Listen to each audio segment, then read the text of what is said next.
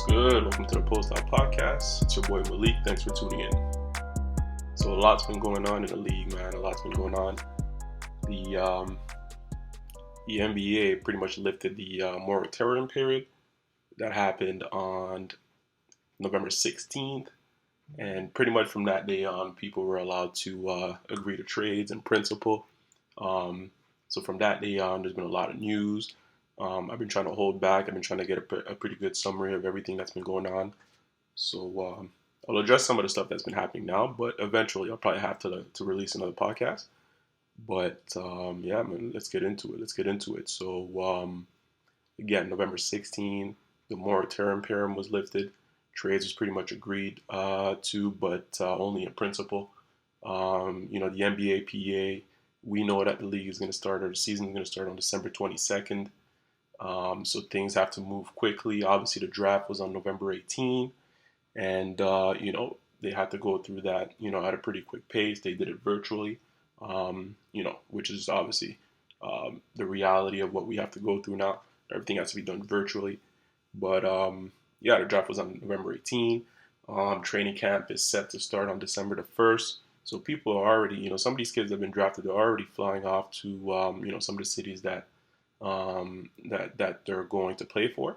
And, again, the season is set to start on December 22nd. So things have to move quickly. Things really have to move quickly. And then the free agency period, that came about on December 20th, pretty much 6 p.m. in the afternoon, just to give some time for people across America to wake up and, get to their phones, because 6 p.m. on the East Coast, that's obviously 3 p.m. on the West Coast. So, it was a good deadline, or, I guess a good, point of start for the free agency period. So, yeah, let's break this down. But yeah, first, if we look at some of the new, up and coming stars, some of the new kids that got drafted into the league. Obviously, I'm going to start with my hometown team, the Toronto Raptors. What they did, they had obviously the 29th pick and the 59th pick. So, that's not a range that that's going to be appealing to a lot of people. But at the same time, the Raptors are one of these organizations that know how to scout. So, whenever the Raptors, the Spurs, or teams like that pick in these late rounds, you got to take it seriously. So the Raptors, with the 29th pick, they went with Malachi Flynn. Obviously, he's a 6'2" point guard out of San Diego State. I didn't really know much about him, but, after watching some of his films, you could tell he's a good in the pick and roll. He knows how to run a team. So people have been comparing him to Fred VanVleet, obviously, and Kyle Lowry. So obviously the Raptors have a type, and they're looking for somebody who's a floor general, right? So they're not really looking at height. They're looking at basketball IQ, and that's obviously the priority for them. So I'm not mad at the pick. 6'2" point guard. I think he's a junior out of San Diego State, so he did 3 years in college. This is something that's going to be it's going to be valuable in the league, because a lot of these guys, they come in young. They pretty much have to learn on the job. This guy's going to come in with some experience. I've seen him hit some big shots, and I'm excited to see what's going to happen with this guy. I don't know if he's going to be in a rotation right away. He's probably going to have to spend some time in a G League with the 905s. But I expect big things. From him. There's also Jalen Harris out of Nevada. He's a 6'4" shooting guard. He looks like he's a scorer. I haven't seen as much film on him, but he looks like he's a scorer. I don't know about his defense, but it's something that's going to be if there's any liability there, I'm sure that's going to be worked out with the Toronto Raptors crew. But again, 6'4", 195 pounds. Scoring is a natural ability for him, and I feel like these two are kind of like the the future VanVleet and Norman Powell combination. So I appreciate that.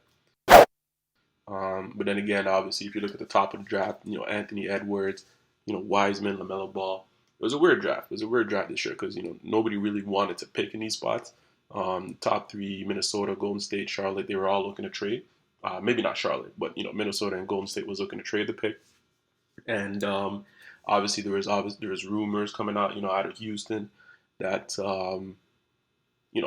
Westbrook wanted to go out, and anybody could have seen that coming, because Westbrook and Harden, obviously they're boys. They tried it for a year, but the play style doesn't work. play solid. I think as soon as they went small ball, I knew this was going to be a wasted season. And Westbrook wants to run his own team. James Harden needs, I think he needs a superstar big. He'd be good to play with Embiid, but I'm not sure that the Sixers are ready to give up on Ben Simmons yet. So it's looking like Harden's probably gonna have to play out a couple more years in Houston, and then Westbrook. The team wants to trade him, but I think they want a significant return for him. So there was a lot of talk about that. Anthony Edwards. I don't think none of these guys would have been available for the Timberwolves. So I guess the Timberwolves drafted out of need, right? They need sort of a shooting guard, small forward on the squad. And they figured, Edwards was the best one. From what you hear from Jay Bilas and the guys from the crew, apparently he's a scorer. He's a former football player. People are questioning his love for the game, but he's a scorer. He's a little raw. Things can get refined. That's not a big issue. Same with Golden State. They tried to trade out. They couldn't. So they pretty much drafted out of need. James Wiseman is a 7'1", 235-pound center. So he's going to fit in well, obviously, for the future. But for right now, you gotta pick out a need. If nobody wants to trade in, you gotta make sure you pick the best player available and somebody who fits in your roster. And obviously the Charlotte Hornets went with LaMelo Ball. I don't really know how the dynamic is gonna work because they're already dealing with Terry Rozier. They have an up and coming young player there playing for them as well, and they're all guards. And you're gonna add LaMelo Ball to the mix. And obviously, the biggest free agency news that just dropped not too long ago was, the Hornets was able to get Gordon Hayward. Gordon Hayward, he opted out of his, $34 million and change with the Celtics. Obviously, he wasn't happy with his role. So pretty much, Charlotte came in, put in an offer. Gordon Hayward with all his injuries, people are a little worried that he's not going to be, it's probably going to be overpaid. But in my opinion, he got injured. He got the major injury, the first year there. He didn't get to play. Obviously, Jason Tatum and all these guys, Jaylen Brown, Marcus Smart, they pretty much adapted and, took a bigger role. So there wasn't that much minutes for Gordon Hayward. So over the years, he was a big signing for them, but it never really worked out. So he needed to get out. He wasn't going to be part of the offense anymore. He was going to be like the fourth option. So I think it's a good move for Charlotte. They got a 4-year deal, $120 million for him. So that's pretty much $30 million a year. So it's a little bit less than what he would have made annually this year. But obviously he's looking for long-term security because this guy just, messed up his ankle. And then after that, there's always subsequent injuries, subsequent, aches and pains. He's never really, been right. Even in the playoff, in the bubble, he twisted his ankle again. I don't know, man. He seems like he's off balance. I think he lost a lot of his not a lot, but I'm sure he lost a little confidence, with all the injuries there. So he needs to go to a scenario where, start fresh, mentor some young guys. He's gonna have a huge role in Charlotte, and LaMelo Ball is gonna, stay in his lane. Obviously, he's probably gonna have the green light to shoot a little bit more than your typical rookie. But I'm not mad at the move. Charlotte needed him, and we'll see how that goes. In terms of the rest of the draft, I'm really high on Isaac Okoro. Cleveland got Isaac Okoro, 6'6", small forward out of Auburn. He looks like he's a solid defender, which is always good. You always want somebody who, if you look at the Raptors, everybody on the squad is a two-way player. So Isaac Okoro seems like, that type of guy. They interviewed his high school coach after the draft, his college coach. And he pretty much said, this guy's a solid player. If he develops a consistent jumper, he's sure to be a star player in the league. So I think it was a good gamble for Cleveland. Cleveland has a lot of players that were supposed to be high potential guys, but right now just maybe it's taking some time. I think it's a good move for them. Obviously Atlanta got Okongwu. Okongwu is a power forward, center slash passer. This guy, he's 235 pounds. He seems to be, one of these power players there. Like he's a guy who, chases rebounds, offensive and defensive rebounds. The ball doesn't stick with him. The ball moves around. 6'9", he's a good size. He moves well with his feet. So people are comparing him to Bam Adebayo. So I'm happy for Okongwu. I think that's going to be a good match. Atlanta's making some nice moves. They're really trying to make the playoff. So that's going to be a nice young player to have. Who else is worth talking about? I think New York got Obi Toppin. Obi Toppin is from New York, 6'9" power forward. He seems like he's a scorer, slasher. I'm not sure about his three-point shooting ability, but it's a big, good pickup for the Knicks. It seems like the Knicks were high on him. They were trying to move up to actually get him. So the fact that he fell to them is a good thing. Yeah, there's a bunch of other guys. Denny Advia, the guy from Israel that people were, pretty much high on. A lot of people were saying he was going to go in the top five, but he ended up falling to Washington, all the way down to number 9. Yeah, Zeke, Najee, that might be a project. We heard about this guy maybe getting drafted by the Raptors, but Denver, they take some good risks. They did the same thing with Michael Porter Jr. And then now, we got a 6'11", center from Arizona, Zeke Najee. He might be a good move there. We'll see in the next 2 to 3 years. But yeah, that's pretty much how the draft went. Not a lot of standout names, but it's probably going to be one of these drafts, where the guys that excel are probably going to come in the later stages, right? So it might be in the 5 to 15 range. Some of the guys there might actually work their ass off and become superstars. So it's interesting. Like, this is the type of draft where scouting really matters. Obviously, there's COVID in a way that's restricting a lot of personal contacts, but in a couple of years we'll see who did their homework. Being that training camp starts at on December 1st, like I mentioned earlier, people are making moves. People are already traveling, packing their bags, doing things quickly. Obviously, you guys probably heard, the Canadian government denied, the Raptors' request to have some exceptions there, some leniency, on the border for NBA players. But it's a public health issue, so obviously everybody understands. So training camp is about to start, so the Raptors had to make a decision. They're going to Tampa Bay. I don't want to hear no Tampa Bay Raptors. It's still the Toronto Raptors, but they're going to Tampa Bay. Um, they're going to play in the arena where the Lightning plays. So at least they have a basketball arena. It's probably 15 to 20,000 capacity, so that's a good thing.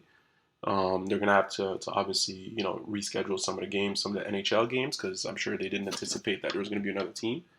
But that's a good move. They're gonna start in Tampa Bay, and I don't know if they'll ever come back for this season. So I'm thinking that the whole 2020 2021 season is gonna happen there. And certain states are allowing fans, some states are not. So it's not really a huge deal. Even if it was here, there wasn't going to be any gate revenue, gate money, because at the least, if it's going to open up, it's probably going to be at a 50% capacity in most places, right? And most places are probably not going to open up. I'm thinking maybe the states in the South, maybe Tampa Bay, you never know. So they might have fans, but we'll see what happens. Yeah, I mean, in terms of free agency, again, it's been crazy. It's been going crazy ever since the 6 p.m. mark hit. I think one of the first signees was Goran Dragic. So that wasn't a big deal. People were thinking he was going to go away. So Goran Dragic, got a 2-year deal with the Heat. He was able to to sign. I think it was about 20 million, 19 to 20 million a year. But that second year is not going to be guaranteed, obviously, because the Miami Heat are trying to keep cap space. People are gearing up to get Giannis, but I don't know what's going to happen with that situation. But that's pretty much how free agency started. Goran Dragic. It was a little slow, but then a lot of different names started going here and there. I'm hearing people aren't taking any chances this year. They had to do some negotiations with the collective bargaining agreement. Players actually didn't want to start. They wanted to start in January, but they made some concessions. They decided to start in December, but at the same time, owners, a lot of financial talk with escrow accounts. Owners were, initially people were talking about players would have to withhold 40% of their salaries into escrow just because of all the revenue loss. But they were able to bring that down to I think it was in the 18 to 20% range. If players agree to start earlier, so things like that were worked out. I'm not going to get into the financials, but yeah, I'm in a lot of free agency deal. There's actually a breaking news right now. I'm just reading my Twitter alerts.